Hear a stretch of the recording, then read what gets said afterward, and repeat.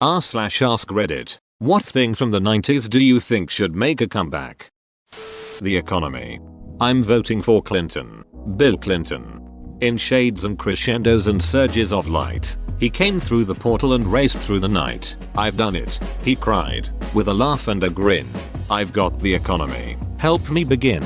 But no one believed him. They just didn't care. They stared at him, speechless, in silent despair. Their savings were squandered and spent in the slum.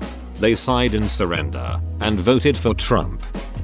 The part where I was a kid and had no responsibilities and played awesome video games. I'm 32. I still do that. You forgot the part about having no responsibilities. I still play awesome games, but it's at night for usually around 2 hours. I never can truly say I'm done with responsibility. There is always something to do, work on, learn, or read. But neglecting what you enjoy is just as bad. So I game when I feel I can say my day is done. Chatrooms. Yeah, they were lame and silly, but I had some great drunken piss my pants chats way back when. Funny how they just fell out of favor. OSL? 18/F near you. Hit me up at natascom.com. LAN parties. Playing games online is fine, but there's something really great about being in the same room with a bunch of your friends, connecting your PCs, ordering a ton of pizza, and just gaming for 48 straight hours or whatever. LOL. Carrying around a 50-pound computer and a huge CRT monitor, and oh god, the heat. Hope you guys are hungry. I just threw a tray of bagel bites on the table between all our computers. They should be done in 5 minutes. Discover a channel with Discover magazine style programming. History channel with history on it. TLC equals the learning channel. MTV plays music videos. Edit. Seems like there was much love for these channels back in the day, and more of them I didn't list we miss. Animal Planet when it was about animals and not rednecks. Rednecks are animals too. 90s alt-rock girls wearing those string top things at Shoe Diaries. Those sweaters with the large neck openings that exposes one of the shoulders and teases you into thinking that it might drop low enough to see the girl's boob. Weren't those 80s? Crash Bandicoot games. It deserves a proper new game, reminiscent of the original trilogy. Naughty Dog creates a new series for each new PlayStation platform. PS1 had Crash, PS2 had Jak and Daxter, and PS3 had Uncharted. Let's see what big series they have in store for the PS4. Edit. Okay guys, if you look at like the first 2 comments below, you can see that I've been reminded about The Last of Us. I know I forgot it the first time I typed this comment. Please stop reminding me.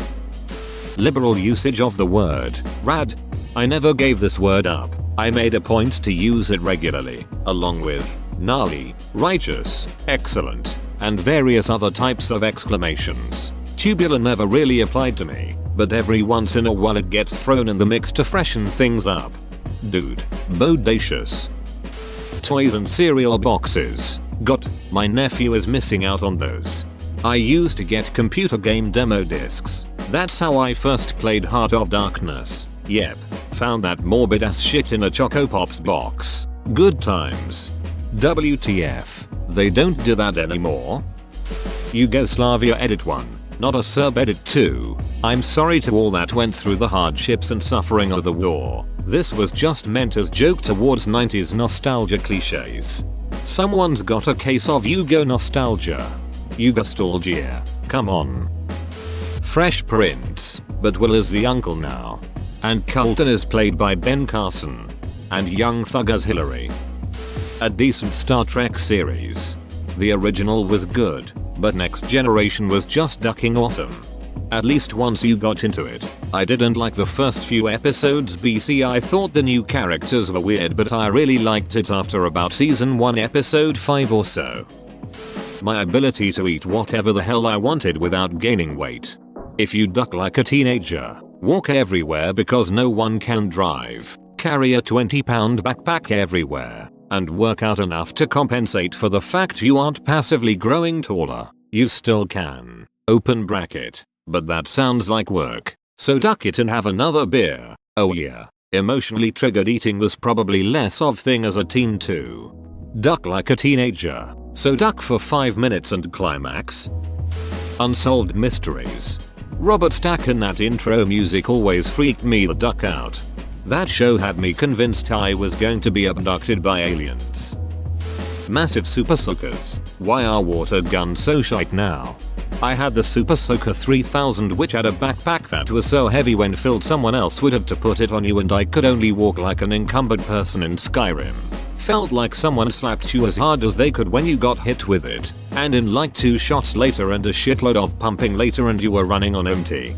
I had it too. Mobility wasn't an issue when you were essentially a turret of watery doom. Nickelodeon having good, quality cartoons. Even though I'm an adult, I love the occasional cartoon. Nowadays, every show contains live action people and I hate it. Check out Bob's Burgers. Funniest animated show on ImoEdit. Apparently I need to watch Rick and Morty. Trust me, I have. It's just sometimes I like to mellow out while watching kids cartoons. I love the adult cartoons that are out, but watching Nickelodeon kids cartoons makes me feel like a kid again. Legends of the Hidden Temple. Yo, why the duck was it so hard for every ducking kid to put the Shrine of the Silver Monkey together? Shit was 3 pieces and one was a head, like WTF. Every time I saw that I was pissed at that wasted opportunity I would have obviously destroyed had I just been given a chance. And guts. X-Files. Oh, wait. Finding porn magazines in the woods. Not for nothing, but finding a wild porn stash was pretty awesome. But in reality, it meant that someone was fapping out in the woods. Seriously, that would be some disturbing shit to be riding your bike down a trail, all gassed up on Surge or Joster, and come across a guy named Wayne or Gary cranking it to the May 1992 issue of High Society. That probably happened to some kid, and now he is in 3 fantasy football leagues and posts on Reddit all the time. I'm more of a hockey fan actually. Chris Farley and Phil Hartman.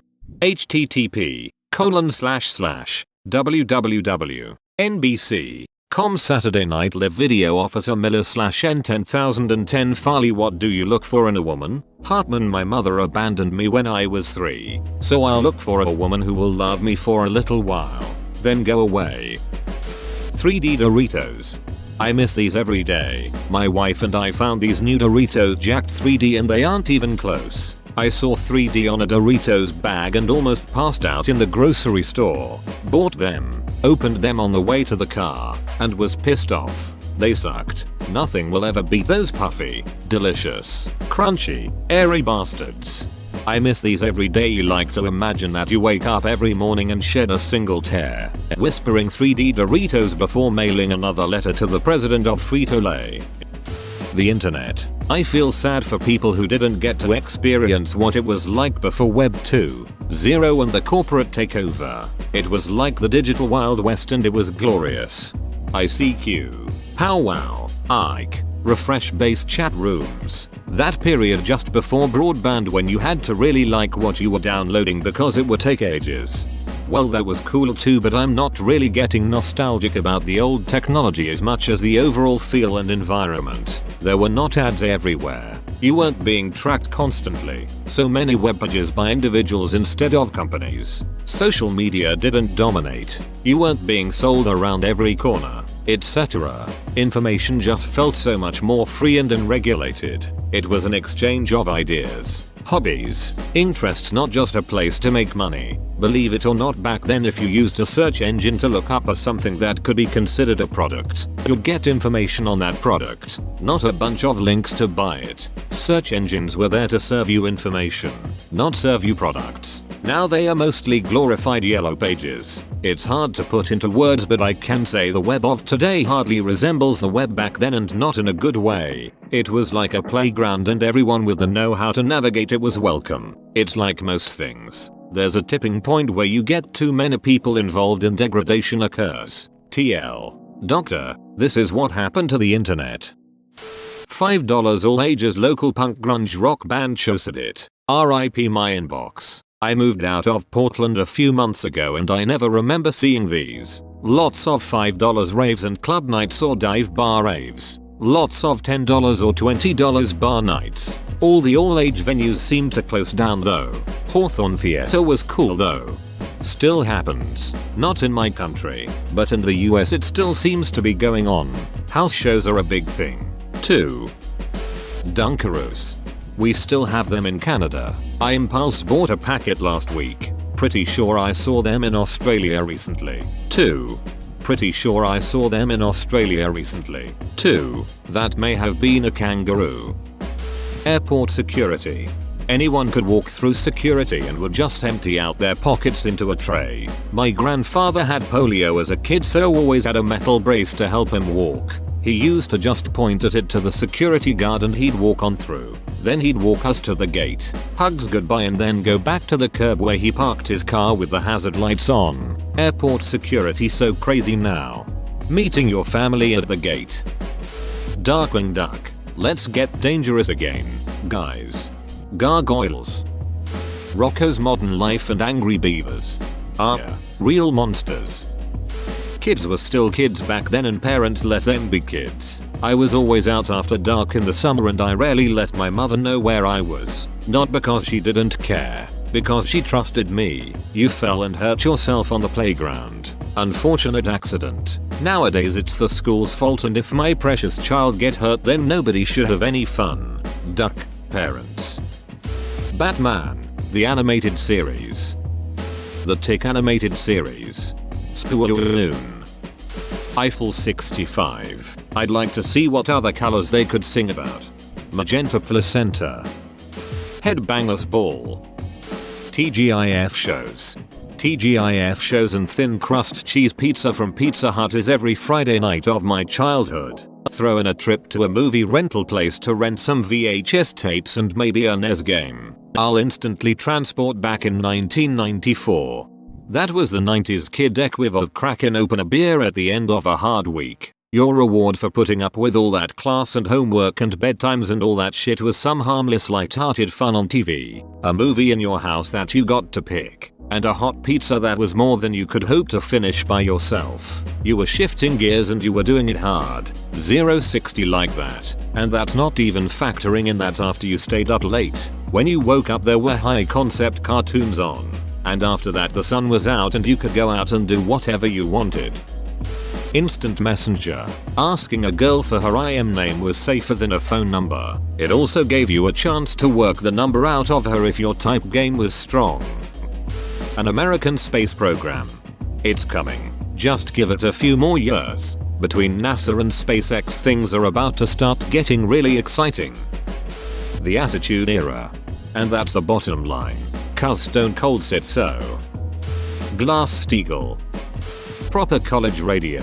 I miss the local college FM station so much. Throughout the 90s it featured a little bit of everything on the old modern rock scale. It introduced me to Ben Folds 5, the Lemonheads, Liz Phair, the Afghan Whigs, even Joy Division. Although at the time I confess Love Will Tear Us Apart seemed like the lamest song ever. Later at night they played underground hip hop, uncool techno, and some just plain obscure stuff that I'm still struggling to categorize. Oh, the station is still there, only now they're broadcasting bland classic rock. That's why I can never go home again. Edit. Much love to everyone who's contributed to the community infodump of awesome stations and the replies. Some of them I'm familiar with. Most are brand new to me. What I miss most is the mix of eclectic 90s music, which may never be recaptured, but damned if I won't try.